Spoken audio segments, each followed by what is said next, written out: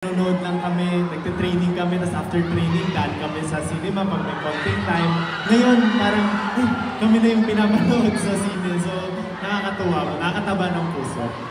Grabe talaga. And also, congratulations because Billboard Power 100 sa Korea, di ba?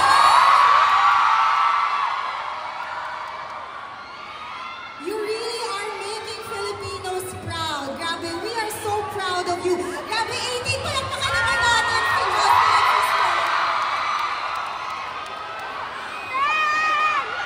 Kamusta naman, Stel? Ang pakiramdam mo doon sa after ng Billboard and also nag-viral ata ngayon ang Lola. Ang Lola. Sa mga nakanood, di ba? Yung sa Billboard naman po, always thankful and sobrang mahal na mahal namin kaya 18 kasi kung hindi naman po tayo sa inyo, hindi namin maaabot yung mga ganitong klaseng parangal sa SB19 and of course, yung support niyo sa amin, yun yung isang patunay na maaabot natin lahat basta nagtutulungan tayo pataas. So maraming salamat 18.